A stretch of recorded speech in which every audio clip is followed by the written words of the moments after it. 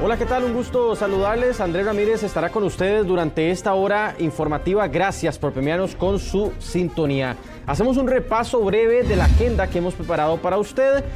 Mucha lluvia, muchísima lluvia, y expertos proyectan más torbellinos durante este mes de junio, o por lo menos fuertes vientos que pueden provocar que las casas, que las infraestructuras queden sin techos. Más de 200 postes eléctricos de la Compañía Nacional de Fuerza y Luz caídos este año. Definir quién se va a hacer cargo del puerto de Caldera a partir del otro año no se está gestionando del todo bien, según la Contraloría. La delincuencia se moderniza, se digitaliza.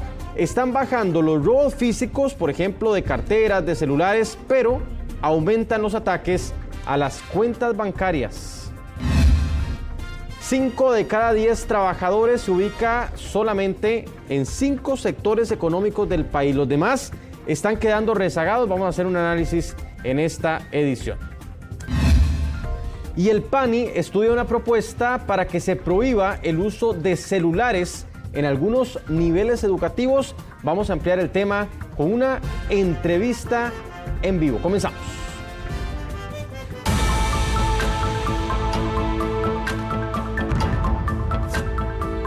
Bueno, y la noticia del día, una de las varias noticias que nos ha llamado mucho la atención hoy, tiene que ver con las lluvias y particularmente lo que pasó en las últimas horas en el sector de San Pedro y de Los Yoses. Vamos inmediatamente a ver estas imágenes. Imagínense usted que esta persona intentaba cruzar desde un restaurante, un centro comercial que está al frente de la UCR, y no pudo. Prácticamente que el agua lo cubría, así como algunos vehículos que trataban de ingresar por debajo del puente en Los Yoses. A esta hora la Comisión Nacional de Emergencias contabiliza un total de 55 incidentes en 11 cantones. La mayoría de estos incidentes se presentaron en Desamparados, en Alajuela, y en estas imágenes, por ejemplo, en el sector de Montes de Oca, en San Pedro, donde normalmente vemos las mismas imágenes y pareciera que no hay una solución concreta para las inundaciones que se provocan en ese sector. Hay otros cantones como Belén, Carrillo, Pérez Celedón, Escazú, Golfito, que también se vieron afectadas durante el día. Vamos a pasar a otras imágenes. Veamos ustedes en el sector de Alajuela, en el Roble, vehículos tapados por el agua, que muchos iban transitando por la carretera, y la afectación importante que se generó durante la tarde, durante una hora de agua llovida en el Roble. Vean ustedes la cantidad de agua que baja desde la plaza hasta ese sector ahí en el Roble de Alajuela. Continuamos viendo imágenes de otros sectores. Vamos ahora hasta Desamparados, donde la cantidad de agua también inundó el camino de muchos sectores, y de agua que se estaba metiendo a las casas. Imagínense ustedes que, por ejemplo, el río Cañas inundó 40 casas. Vean la cantidad de agua que estaba saliendo por unos trabajos que aparentemente se habían hecho en este río, que no resisten los trabajos, y el agua llega a meterse a la calle y posteriormente a las casas. Estamos hablando de ríos en Desamparados, el río Cañas particularmente, que causó un susto total en el cantón de Desamparados y que dejó a muchas familias bastante complicadas. Vamos a ver estas imágenes que también tenemos para ustedes desde la parte alta, cómo queda el sector de Desamparados. Vemos el cauce del río, y que finalmente ese es el río que, como ustedes lo ven, agua lodosa, totalmente café, que viene de la parte más alta, atraviesa una gran parte de casas. Recordemos que Desamparados es el cantón más populoso del país, y particularmente en ese sector es donde se llega a inundar. Hay una parte que se reportó altamente afectada detrás de la cárcel Vilma Curling, o que popularmente se le conoce como la cárcel del Buen Pastor. Esta es una de las zonas mayormente afectadas. Le damos seguimiento al tema en esta edición.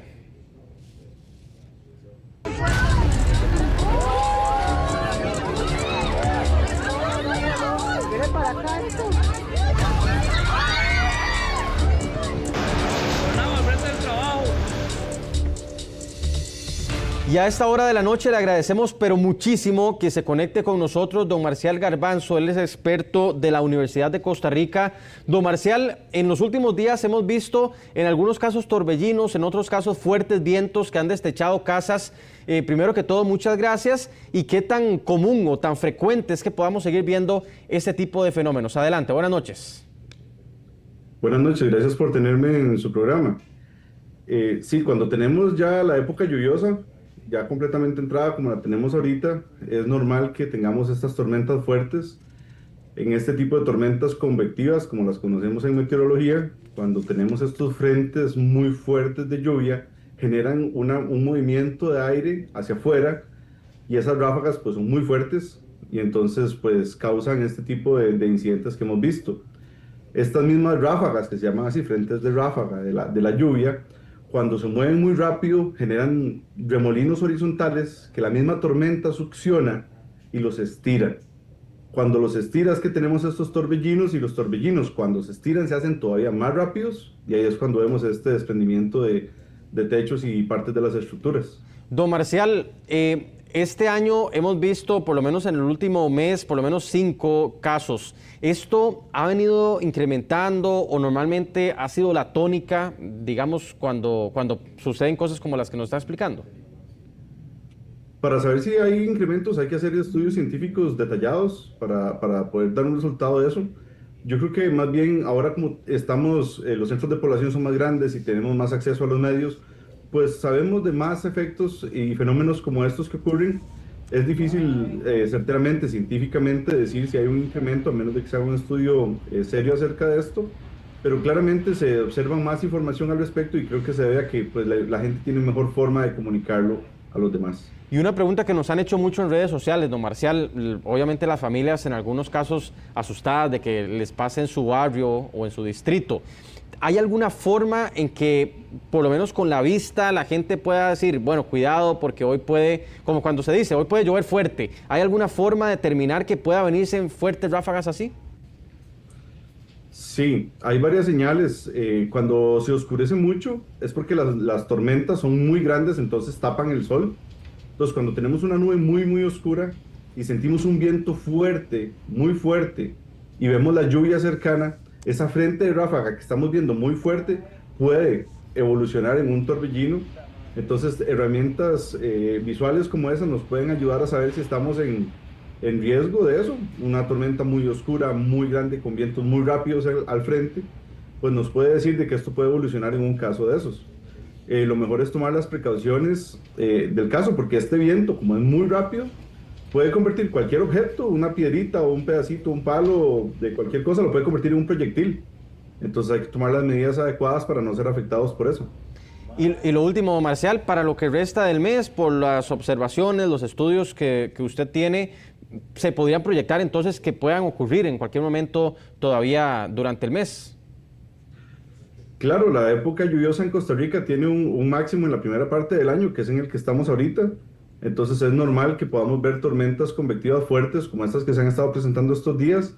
Entonces tenemos que estar alertas de eso. Además ya comenzó la temporada de huracanes.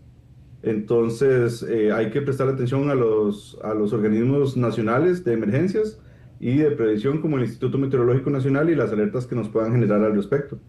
Don Marcial, muchísimas gracias por su espacio, sus minutos en esta edición nocturna.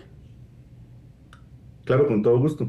Buenas noches, Marcial Garbanzo, quien nos atendía en directo. Continuamos con otros temas. El organismo de investigación judicial allanó una vivienda la mañana de este miércoles con el fin de dar con el sospechoso de disparar contra los agentes del OIJ en Copán de Alajuela. Sin embargo, no encontraron a los responsables.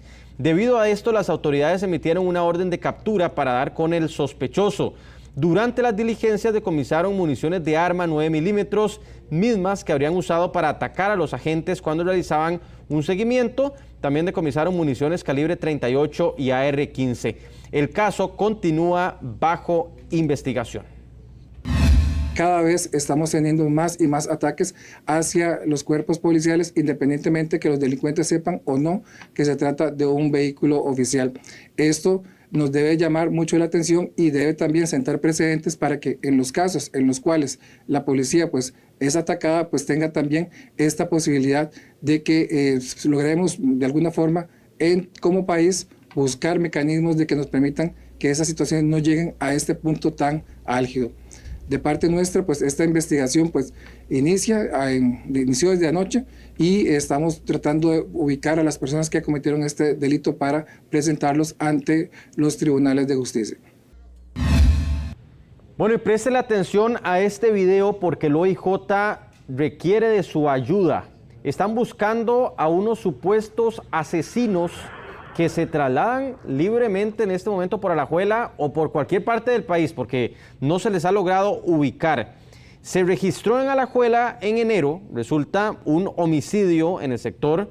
Un hombre fue atacado a balazos por los ocupantes de ese vehículo que le estamos mostrando. Pese al tiempo transcurrido desde enero, las autoridades no identifican a los gatilleros ni han logrado ubicar al vehículo.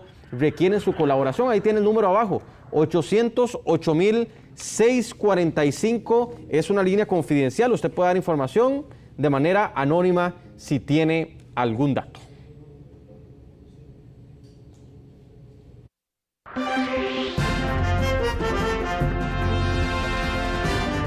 Se los adelantaba al iniciar el noticiero, postes de servicio eléctrico caídos en el país están llegando o incrementándose todavía más este año y hay una razón principal que tiene que ver con los accidentes de tránsito.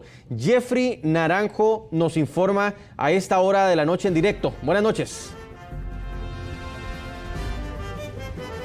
¿Qué tan probable o qué tan frecuente es que un vehículo se estrelle contra un poste de alumbrado público en nuestro país? Pues comentarles que precisamente es bastante probable. Ya la Compañía Nacional de Fuerza y Luz registra que solo en el 2025 de 74 postes de alumbrado eléctrico afectados, 66 se deben a accidentes de tránsito, accidentes que han dejado en muchos casos a comunidades por hasta 8 horas sin servicio eléctrico y lo cual ha supuesto también una inversión millonaria para las entidades proveedoras de servicios de electricidad. Más de 200 millones ha invertido la Compañía Nacional de Fuerza y Luz por estos casos. ¿Cuáles son las recomendaciones que hacen las autoridades y quién termina pagando estos costos? En última instancia lo veremos en detalle en la siguiente información.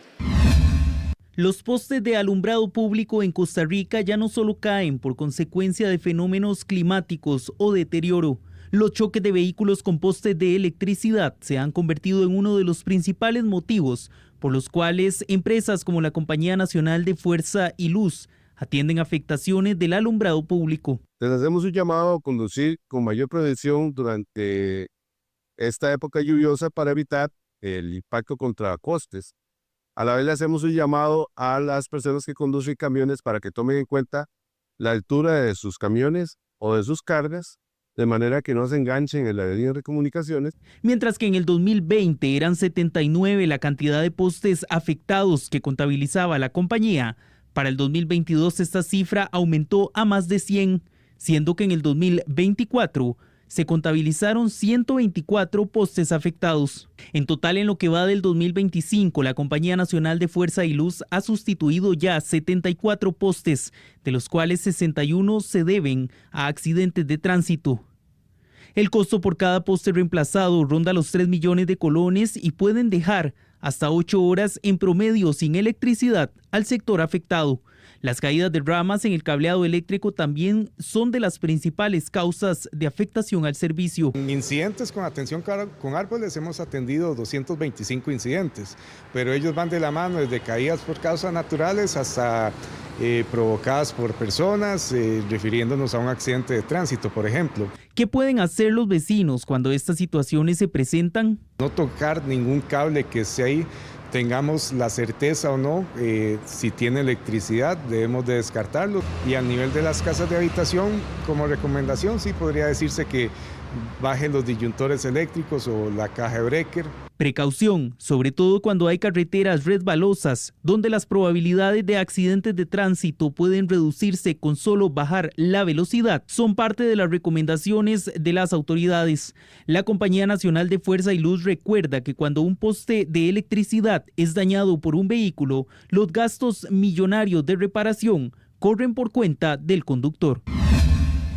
Bueno, muy importante también el llamado que hace el Cuerpo de Bomberos a que con la llegada de la época lluviosa, también los huracanes que se suelen presentar en nuestro país y los fuertes vientos que generan a veces la caída de árboles o ramas sobre el tendido eléctrico, pues las comunidades y las personas en sus viviendas también tomen las precauciones del caso. Y como pudimos ver, cuando se dan estos choques que vemos que no son tan raros en nuestro país, se dan con más frecuencia de la que pensamos, pues permanecer dentro del vehículo, no tocar los cables y esperar la atención de los cuerpos de emergencia es la medida más oportuna para evitar acrecentar una tragedia de este tipo. Es el informe que les tenemos sobre este tema. Ustedes continúan con más información.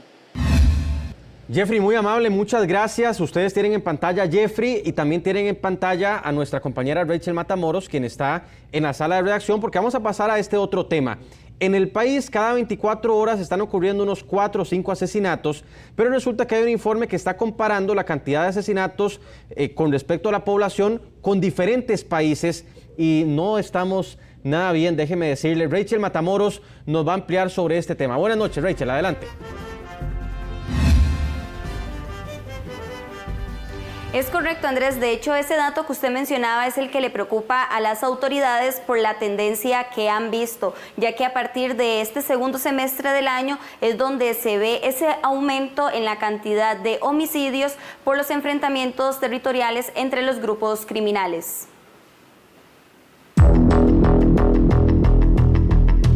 El país enfrenta una crisis de violencia sin precedentes. Según datos recientes del organismo de investigación judicial, actualmente se registran 2.4 homicidios por día, en su mayoría producto de ajustes de cuentas y guerras por el control de territorios entre bandas criminales.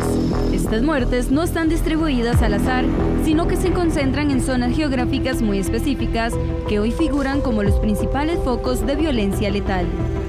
El aumento de homicidios es superior al aumento poblacional anual, lo que significa de que efectivamente, nos guste o no, nos estamos convirtiendo en un país mucho más violento, nos estamos ni siquiera colombianizando, nos estamos mexicanizando, estamos alcanzando tasas de homicidios en algunos lugares que igualan a los países más peligrosos del planeta. Veamos los datos. Las zonas más calientes del país actualmente son Batán, en Limón, con más de 10 homicidios, Fray Casiano, en Punta Arenas, con más de 10 homicidios, y los barrios del sur de San José, igualmente con más de 10 homicidios registrados. Según la Organización Mundial de la Salud, cuando una zona supera los 10 homicidios por cada 100.000 habitantes, se considera un problema de salud pública. Pero cuando el número sobrepasa los 15 homicidios, se les puede clasificar directamente como una zona de guerra.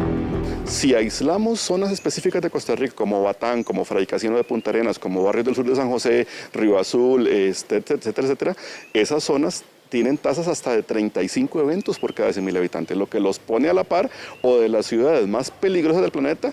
Estamos superando a San Pedro Sula, estamos superando a zonas de Afganistán y zonas de Oriente Medio que están en conflicto armado. Las soluciones que se han puesto son parciales en mucho porque dependen principalmente de cuerpos policiales, pero está totalmente ausente todo el resto de política pública que es indispensable y que es necesaria para que el tema de la seguridad mejore. Los homicidios no quedan ahí. Según el OIJ, en el segundo semestre del año la cantidad aumenta y esta tendencia preocupa a las autoridades.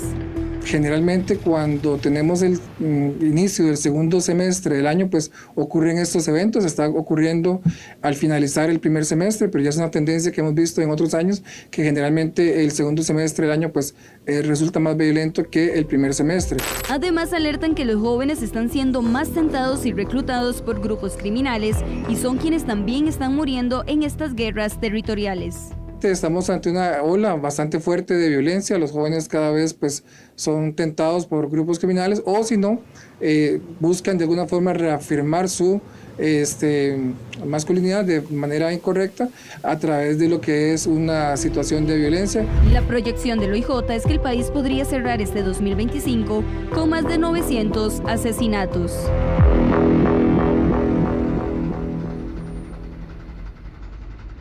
Y como lo veíamos en la información anterior, el país mantiene zonas en guerra debido a la cantidad de asesinatos que se reportan, por ejemplo, Batán, Fray Casiano y los barrios del sur acá en San José. Y realmente pues esta tendencia con el alza de homicidios no se espera que disminuya a partir de este segundo semestre y por lo tanto las autoridades sí mantienen pues la mirada en estos sectores.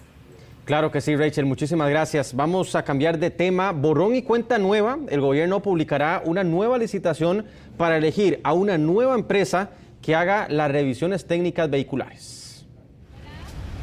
Todas las empresas interesadas podrán participar en esta nueva licitación pública. Todo inicia desde cero porque el proceso anterior no dio los frutos tan esperados y el trámite tardó más de 2 años. En ese último procedimiento se eligió a las firmas Consorcio A+CR y al grupo TUP Rayland, y la empresa DECRA quedó eliminada. Esta última llegó hasta el Tribunal Contencioso Administrativo. Es un modelo que ha estado bastante cuestionado y que al final solo 2 empresas pasaron este filtro. Y tal vez para ponerlo en contexto, cuando hay una precalificación, lo que se busca es que la mayor cantidad de empresas pasen el filtro técnico y después en la segunda etapa concursen por ofrecer el mejor precio para el usuario y ganen por precio. En este modelo, las empresas que precalificaron no tienen esa obligación porque las reglas del concurso establecieron las bandas, la banda superior, la banda inferior, y al quedar solo 2, pues no hay forma de garantizar que va a ser el mejor precio para el usuario.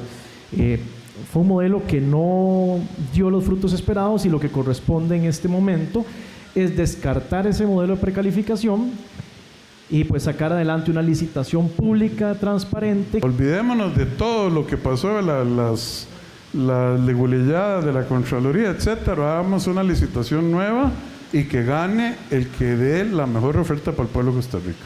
El uso en precario que el gobierno firmó con DECRA finalizaba 1 de octubre del 2024.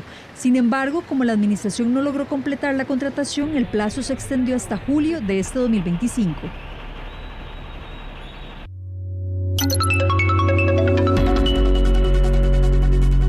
El tipo de cambio, que siempre se lo mostramos, cómo cierra el tipo de cambio, la venta en 510,67, la compra en 505,69, tipo de cambio del dólar con referencia del Banco Central.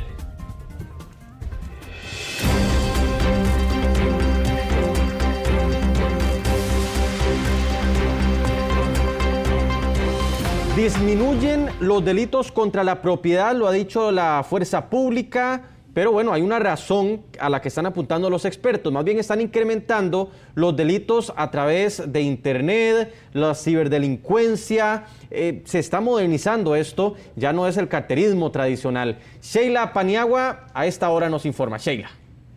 Efectivamente, Andrés, ya los delincuentes no buscan las viviendas para ir a robar o en San José, ¿verdad?, para poder robarle a usted su teléfono celular. Sin embargo, hay algo que debe preocuparnos mucho y es que estos delincuentes están migrando para realizar nuevos delitos, como es ingresar a sus cuentas bancarias y saquear todo el dinero que usted tenía ahorrado.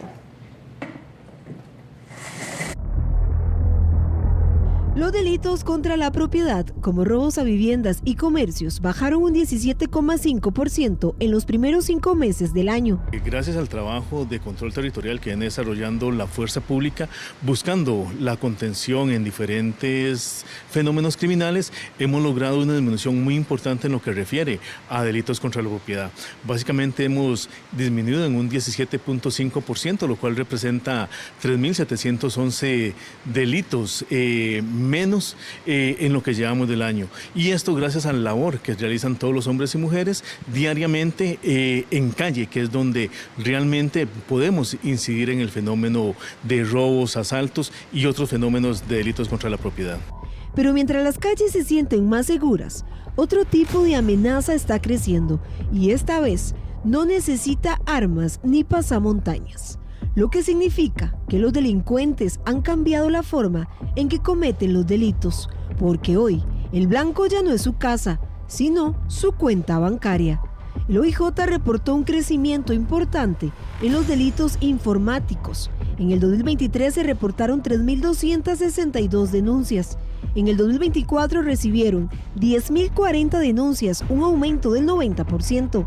Y en los primeros 4 meses del 2025 ya han recibido 4.887 denuncias. En temas de delitos contra la propiedad para el año 2024, el OIJ más o menos contabiliza un 33% menos en el incremento y sube un 35% los delitos informáticos. Quiere decir que muchos de los delincuentes han migrado su forma de actuar. Este delito de fraude informático pues les presenta mayor atractivo para ellos porque las ganancias son más elevadas, el riesgo es menor, es un delito que pueden conciliar jurídicamente hablando, entonces va a ser mucho más atractivo para los criminales. Según indican las autoridades, el trabajo que vienen desarrollando permite evitar los delitos del día a día en la calle y que por eso es usual que los delincuentes busquen otras maneras de delinquir. Uno es el desplazamiento o el traslado de los delincuentes a otros puntos que desgraciadamente la policía no puede estar al 100% en todo el territorio nacional, y el otro fenómeno es la mutabilidad. El delincuente ya no solamente se dedica tal vez a asaltar, sino que más bien aprovecha ventanas de oportunidad para hurtar, aprovechando el exceso de confianza que nos caracteriza a los costarricenses. Al darse esa ventana de oportunidad que existe ahora con la tecnología, hace que algunos de estos delincuentes de manera más especializada trate de hacer incurrir a la persona en errores que les permitan acceder a las cuentas bancarias.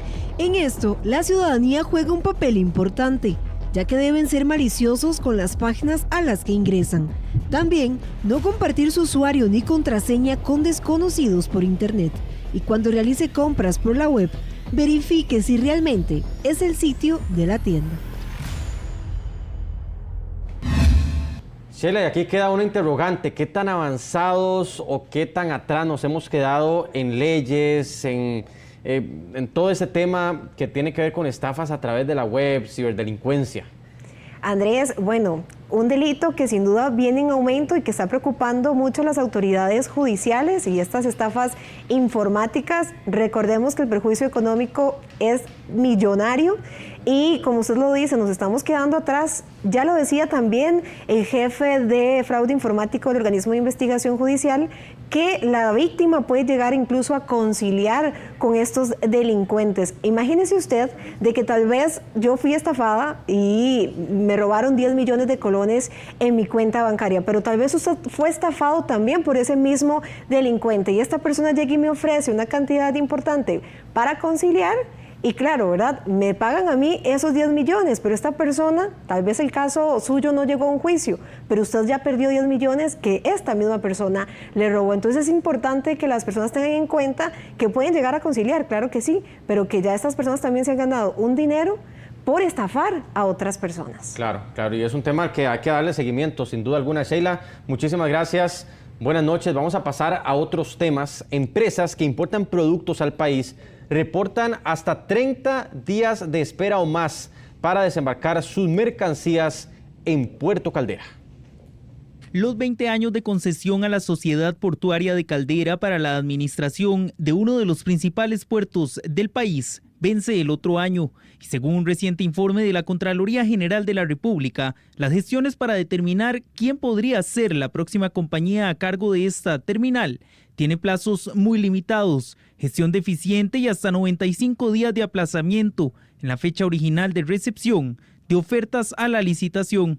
Nosotros le transmitimos a la Contraloría una serie de observaciones donde señalábamos no estar de acuerdo en sus apreciaciones. El proceso de modernización para Puerto Caldera sigue avanzando a paso firme.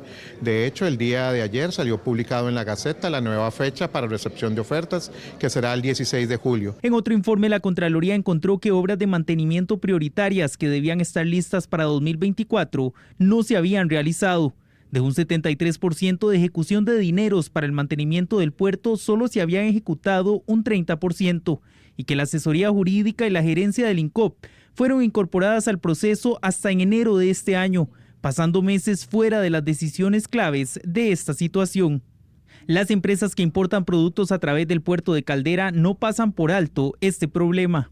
Prácticamente está teniendo entre 25 y 40 días de demoras. El nuevo proyecto sí incluye puestos de atraque para barcos graneros, uno adicional y uno para barcos de mercadería general. Sin embargo, no considera dentro de su plan de mejoras una mejora en el rompeolas, y esto va a ser crucial para los próximos años. Ahora, hay que considerar algo, y es que Puerto Caldera no va a mejorar en los próximos 4 o 5 años absolutamente en nada. Entonces, hay que buscar alguna forma de mitigar estos tiempos de espera. Otra compañía que prefirió no revelar su nombre públicamente envió un documento del que Noticias Repretel tiene copia a los diputados de la República, señalando que los equipos actuales se dañan constantemente y que la inversión para solucionar esto no denota en resultados.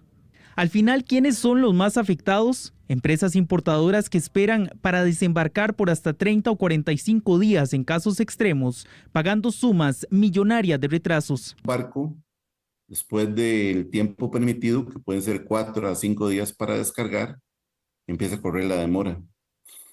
La demora del barco es tener el barco ahí anclado, esperando su espacio para la bahía. Un costo de estas demoras puede andar entre 25 hasta 45, 50 mil dólares por día. Hoy la modernización de Caldera es más urgente que nunca. Más días de espera y pago de multas por retrasos al final pueden terminar siendo pagados por usted cuando compra o consuma los productos que entran por este puerto a Costa Rica. Bueno, y el Consejo Municipal de Guaycoechea aprobó un acuerdo donde piden al gobierno de la República no suscribir ningún tratado de libre comercio con Israel debido a los señalamientos internacionales sobre violación de derechos humanos y genocidio por parte de Israel hacia Palestina.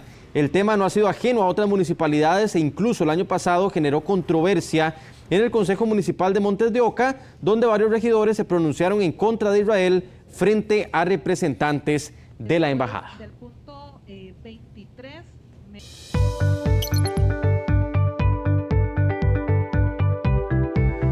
Y en esta edición nocturna le ofrecemos siempre espacios para que busque o le diga a alguien que está buscando trabajo. Y déjeme anunciarle que este martes 10 de junio, la otra semana, se realizará una feria de empleo en la antigua aduana. Serán más de 2.100 puestos de empleo los que estarán disponibles para muchos sectores. Muchos de esos trabajos son puestos técnicos. Escuchamos los detalles. Este 10 de junio habrá una feria de empleo en el marco de la estrategia Brete en la antigua aduana, donde se ofrecerán 2.100 puestos de trabajo,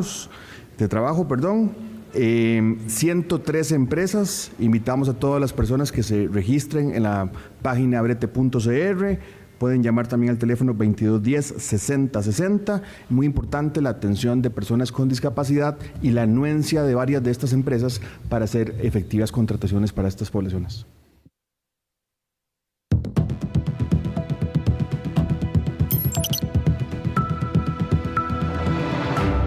Hacemos balance a esta hora de una propuesta del Patronato Nacional de la Infancia para que los menores no utilicen celulares en ciertos niveles educativos. En primera instancia, la propuesta habla de que están expuestos a depredadores sexuales.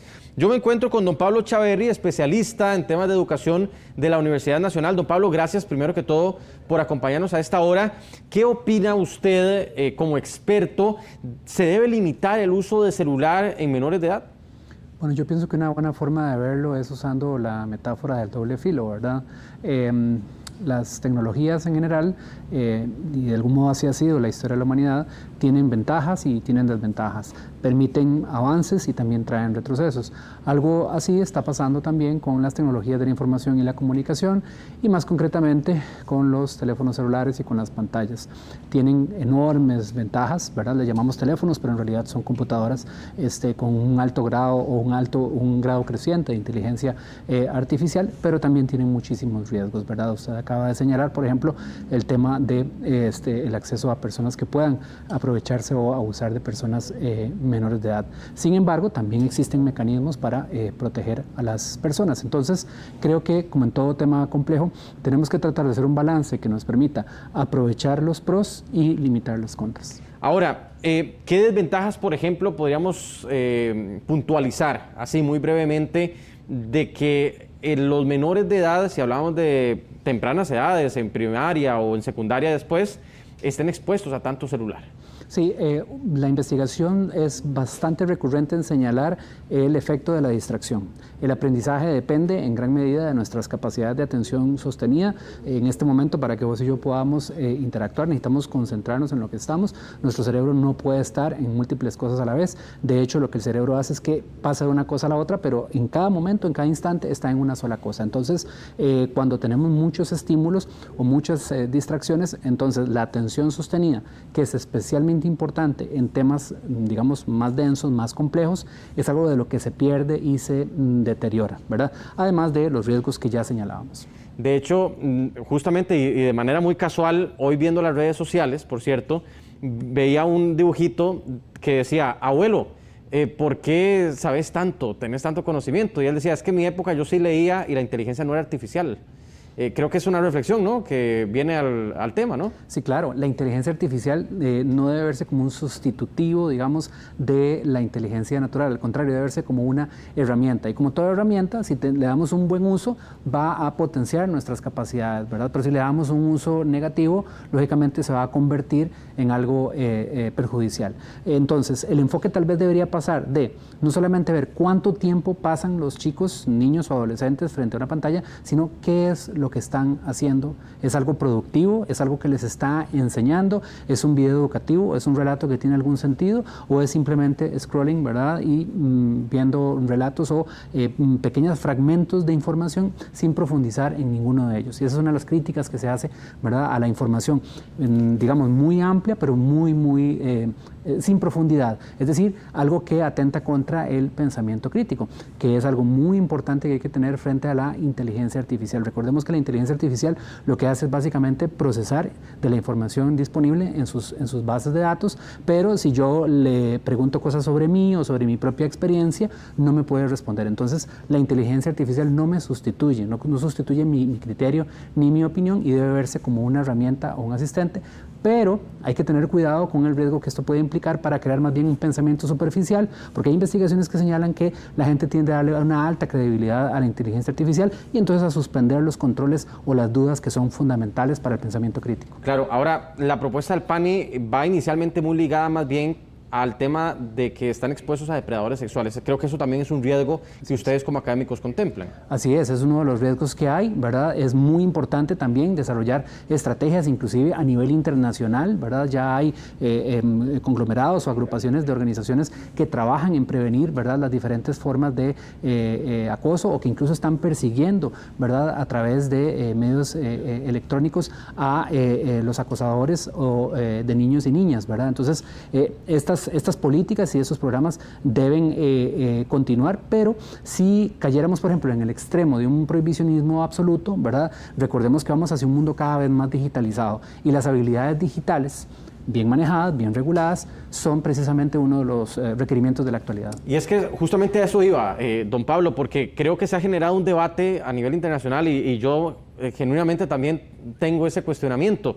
¿Qué tanto limitar? Porque más bien hay algunos que dicen, no, más bien enseñémosles a usar el celular, enseñémosles a usar de manera responsable la inteligencia artificial, porque el mundo que se van a topar en unos años es eso.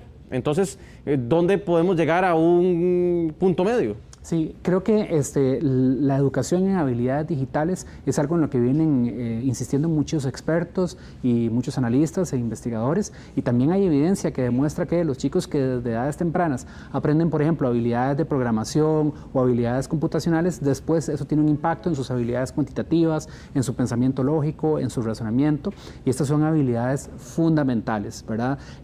Además, recordemos que precisamente por la omnipresencia de los medios electrónicos, estamos más, digamos, informatizados que nunca. Entonces, hoy se vuelve cada vez más importante educar, por ejemplo, en habilidades para poder elegir o tener criterio frente a la información que recibimos. En mi opinión, deberíamos ver nuestras habilidades informativas como algo tan importante como, por ejemplo, la importancia que le damos a la calidad de la alimentación.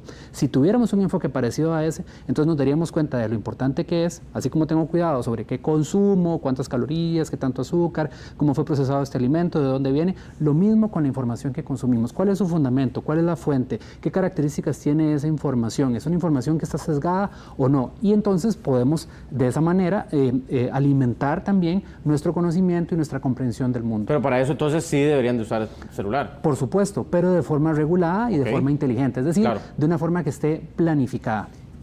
¿Se deberían de actualizar los programas de estudio en secundaria, en primaria? Sí, yo considero que sí. Yo considero que estamos en un mundo más digitalizado. Hoy no se habla de inteligencia artificial oficialmente. Quizás los maestros lo van metiendo ahí. Sí, pero es fundamental la educación en habilidades digitales, ¿verdad? Y una educación en habilidades digitales que sea tan buena que así como una buena educación en alimentos me ayuda a decir, no, ya tuve suficiente, ahora voy a hacer otro tipo de actividades, o debo hacer actividad física, o debo consumir más alimentos, por ejemplo, como frutas y vegetales, ¿verdad? Lo mismo con la información y lo mismo con el acceso a los medios de comunicación. Por ejemplo, en este momento vos y yo estamos conversando cara a cara, sería una falta de respeto que yo estuviera aquí con mi celular mientras me haces preguntas.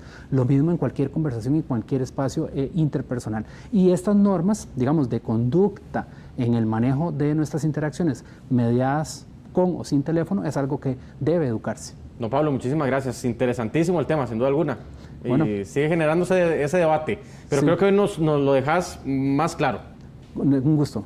Muy bien. Don Pablo Chaverri, especialista en temas educativos de la Universidad Nacional. Vamos a hacer una pequeñita pausa, estamos por acá, ya regresamos. Gracias por premiarnos con su sintonía.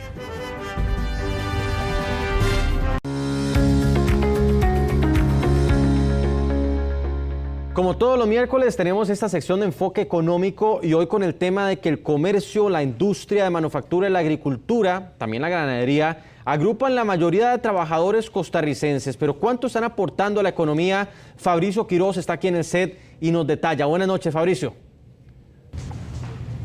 Hola, ¿qué tal? Muy buenas noches, bienvenidos a nuestra sección de economía de hoy miércoles. ¿Sabe usted que el 50% de los trabajadores costarricenses laboran en solo 5 de los 22 sectores económicos de nuestro país?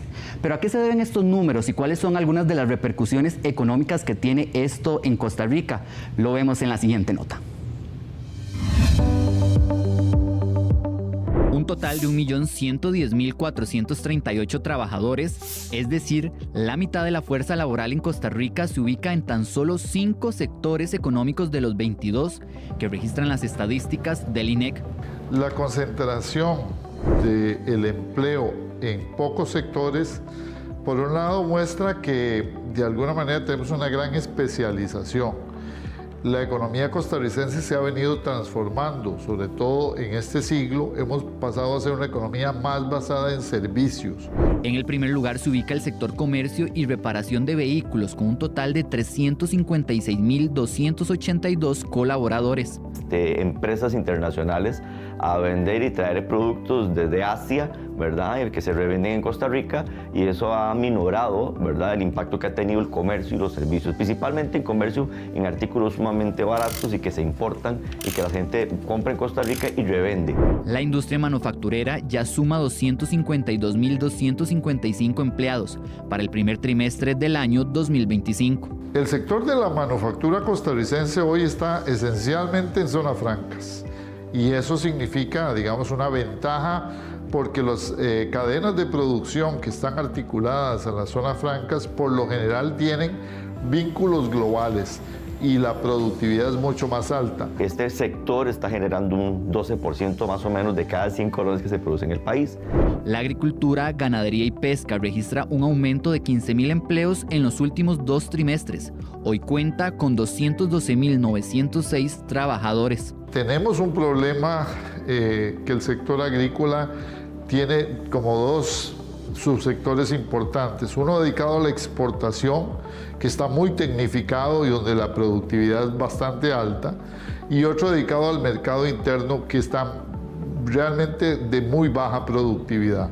La enseñanza no se queda de lado. Ya el INEC registra 147.817 empleados. Ojalá y más bien este sector crezca más, pueda aportar más a que las personas estén mejor preparadas para que sus currículos, sus hojas de vida sean más atractivos. En el puesto número 5 se ubica el sector de alojamiento y servicios de comida, con un total de 141.178 empleados laborando. El sector de manufactura es el que registra los mejores salarios, así como la mano de obra más especializada.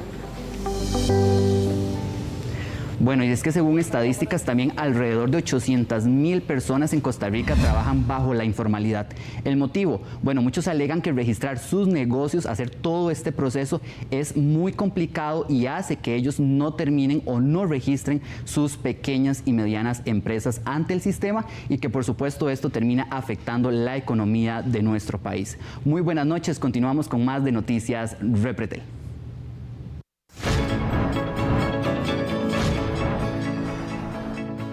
Bueno, y de la economía vamos ahora al campo internacional. La presidenta de México señaló que su gobierno le está dando seguimiento a la creación de una agencia reguladora de medicamentos y dispositivos médicos de Latinoamérica y el Caribe.